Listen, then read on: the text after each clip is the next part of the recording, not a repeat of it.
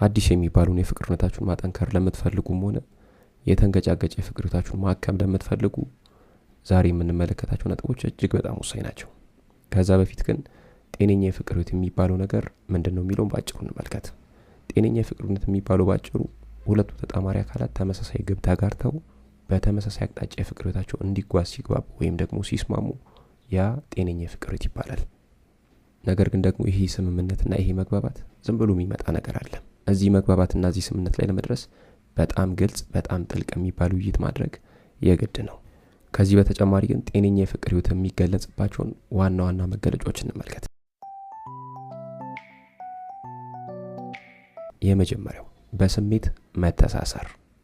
ይኸውላችሁ እዚህ ጋር ሁለቱ ተጣማሪ አካላት መዋደዳቸው በትክክል ሲገባቸውና አንዳቸው የሌላቸውን ስሜት መረዳት ሲችሉ ያ ጤነኛ የፍቅር ህይወት መገለጫ ወይም ደግሞ ምልክት ነው። የፍቅር አጋሮቻችሁን ሙሉ በሙሉ ስትቀበሉ ዋጋቸውን በትክክል ስትረዱና እነሱም በተመሳሳይ ስለናንተ እነዚህ ነገሮች ሲሰማቸው ይሄ በስሜት መተሳሰር ይባላል። ስለዚህ የመጀመሪያው ጤነኛ የፍቅር ህይወት የሚገለጽበት መንገድ በስሜት መተሳሰር ነው ማለት ነው። ሁለተኛው አለመግባባትን አትፈሩ። ጤነኛ የፍቅር ህይወት ውስጥ ያሉ ጥንዶች አለመግባባትን አይፈሩም። ጤነኛ የፍቅር ግንኙነት የሚባለው ነገር በራሱ ደግሞ አለመግባባት የሌለበት ግንኙነት ማለት አይደለም። የፍቅር ህይወት ውስጥ ከገባችሁ በኋላ ምቾት ያልሰጣችሁን ነገር፣ ደስ ያላላችሁን ነገር፣ ያልተመቻችሁን ነገር፣ የሚረብሻችሁን ነገር ለፍቅር አጋሮቻችሁ ስትገልጹ ደህንነት ሊሰማችሁ ይገባል።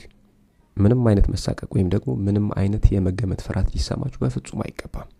ሁለተኛው ይሄ ነው። አለመግባባትን አትፈሩ።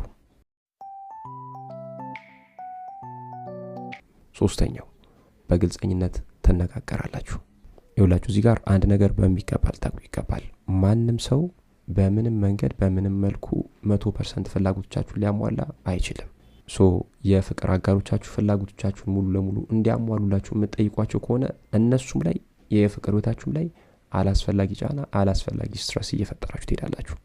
ነገር ግን ደግሞ ስሜታችሁን፣ ስጋታችሁን፣ ያሰኛችሁና ያስፈልጋችሁን ነገር በግልጽ መናገር ከቻላችሁ በመካከላችሁ ያለው መግባባት፣ መተማመን፣ መቀራረብ የሚባለው ነገር በጣም በሚደንቅ ሁኔታ ከፍ እያለ መሄድ ይጀምራል። ኦኬ ጤነኛ ያልሆነ የፍቅር ህይወትስ ምን ይመስላል የሚለውን እንመልከት። ይኸውላችሁ እዚህ ጋር አንዳንድ የፍቅር ህይወቶች ደህንነትና ሰላም እንዲሰማቸው እንደሚያደርጉት ሁሉ አንዳንድ የፍቅር ህይወቶች ደግሞ አካላዊም አእምሮዊም ጤናችሁን በማናጋት በራስ መተማመን የሚባል ነገር እንዳይሰማችሁ ሊያደርጋችሁ ይችላሉ።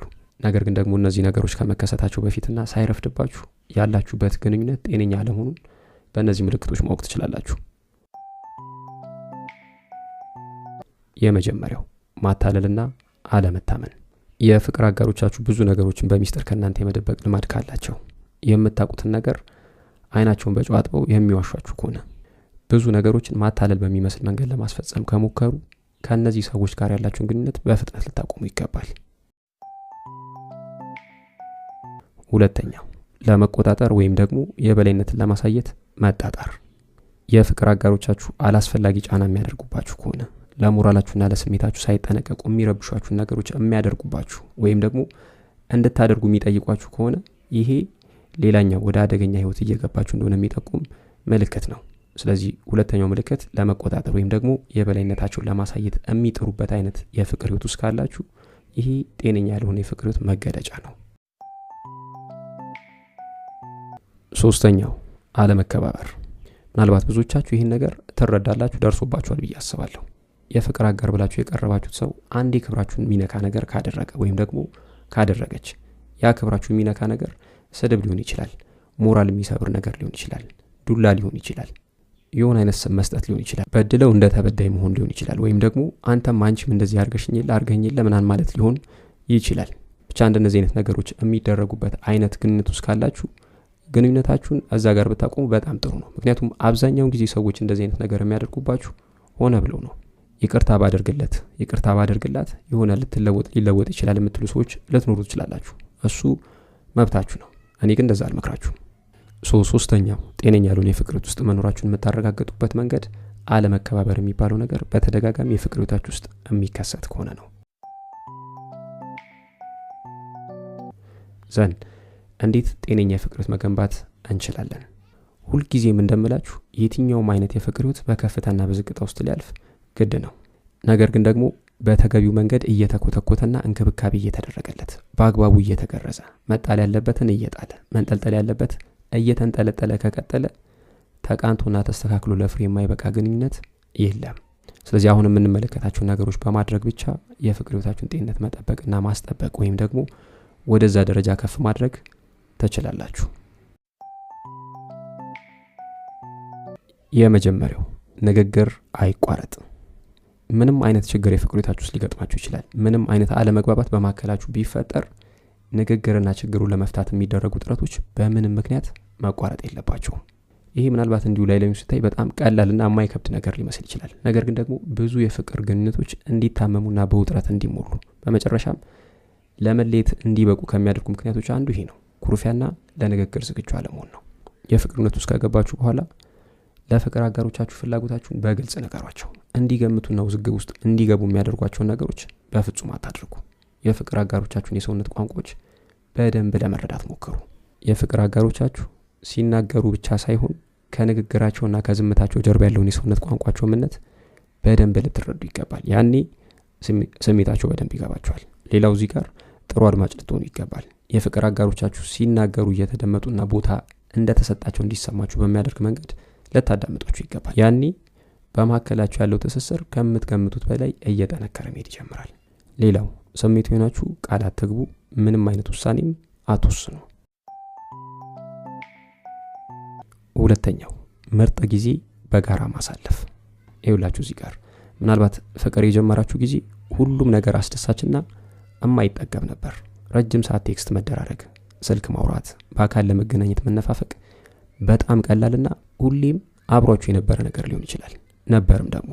ነገር ግን ደግሞ ከጊዜ በኋላ የስራ ሁኔታ ሊሆን ይችላል፣ የቤተሰብ ግፊና ጣልቃ ገብነት ሊሆን ይችላል፣ የህይወቱ ውጣ ውረዶች ሊሆኑ ይችላሉ። እነዚህ ነገሮች ቦታውን መያዝ ይጀምራሉ። ስለዚህ በተቻላችሁ መጠን ጊዜያችሁን አጣባችሁ በሆኑ አፍታዎች በአካል አብራችሁ ልትሆኑ የምታሳልፏቸውን ጊዜዎች ልታመቻችሁ ይገባል። በአካል የምታመቻቹት ጊዜ ከሌላችሁ ትዝታዎች እየደበዘዙ ለፍቅር አጋሮቻችሁ የነበራችሁ ረሃብ እየጠፋ እየቀነሰ ይሄዳል። ስለዚህ በተቻላችሁ መጠን በሆነ አፍታ በአካል ልትገናኙ ይገባል። ይህን ስትገናኙ የሚያስደስቷችሁ ነገሮች በጋራ አድርጉ። አዳዲስ ነገሮችን በጋራ ሞክሩ። ቀልድና ጨዋታ እየፈጠራችሁ በጋራ ተሳሳቁ። በጋራ ሌሎችን እርዱ። ሶስተኛው ሰጥቶ ለመቀበል ዝግጁ ነው። ይኸውላችሁ የፍቅር ህይወት ውስጥ የምትፈልጓቸው ነገሮች 100% ከፍቅር አጋሮቻችሁ ማግኘት እንዳለባችሁ የምታስቡ ከሆነ ራሳችሁን ለብስጭት እያንደረደራችሁ እንደሆነ አትጠራጠሩ። የፍቅር ህይወት ውስጥ የምትሰጡት ነገር አለ፣ የምትቀበሉት ነገር አለ። ለፍቅር አጋሮቻችሁ ስትሉ የምትዋቸው ነገሮች አሉ፣ ለፍቅር አጋሮቻችሁ ስትሉ የምትጀምሯቸው ነገሮች አሉ። ይሄ ሁልጊዜም ሊዘለል የማይገባ እውነታ ነው። ወደ ፍቅር ህይወት ከገባችሁ በኋላ የፍቅር አጋሮቻችሁን ፍላጎት በደንብ ለመረዳት ሞክሩ። በመካከላችሁ አለመግባባት ሲፈጠር ማሸነፍ ወይም መሸነፍ የሚባል ነገር ወደ ሀሳባችሁ በፍጹም ሊመጣ አይገባም። ሁልጊዜም በጋራ ስለማሸነፍ ልታስቡ ይገባል። ለዛ ልትተጉ ይገባል። ሁልጊዜም ለይቅርታ የተከፈተ ልብ ሊኖራችሁ ይገባል።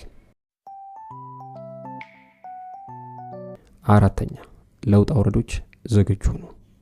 ይኸውላችሁ እዚህ ጋር ሁለታችሁ ሁልጊዜም ተመሳሳይ ገጽ ተመሳሳይ አረዳድ ላይ ልትሆኑ አትችሉም። ይሄን በሚገባ ልታውቁ ይገባል። አንዳንድ ጊዜ ፍቅር አጋሮቻችሁ፣ አንዳንድ ጊዜ እናንተ ራሳችሁ የሆነ የሚያስጨንቅ ሁኔታ ውስጥ ልትገቡ ትችላላችሁ። ያ የሚያስጨንቃችሁ ነገር የስራ ሁኔታ ሊሆን ይችላል፣ የቤተሰብ ጣልቃ ገብነት ሊሆን ይችላል፣ የጤና መቃወስ ሊሆን ይችላል፣ የገቢ ሁኔታ ሊሆን ይችላል፣ የልጆች አስተዳደግ ሊሆን ይችላል። ብቻ እነዚህ ነገሮች የሚፈጥሯቸው አለመግባባቶች ይኖራሉ፣ ስትረሶች ይኖራሉ። በእነዚህ ሁኔታዎች ውስጥ ንዴታችሁን የፍቅር አጋር ላይ መወጣት በፍጹም ተገቢ አይደለም። በቅጽበት የሆነ መፍትሄ እንዲገኝ ጥረት ማድረግ ተገቢ አይደለም። ሁልጊዜም እንደዚህ አይነት ሁኔታ ውስጥ ስትገቡ ደጉን ጊዜ፣ ጥሩ የሚባለውን ትዝታችሁን ልታስታውሱ ይገባል።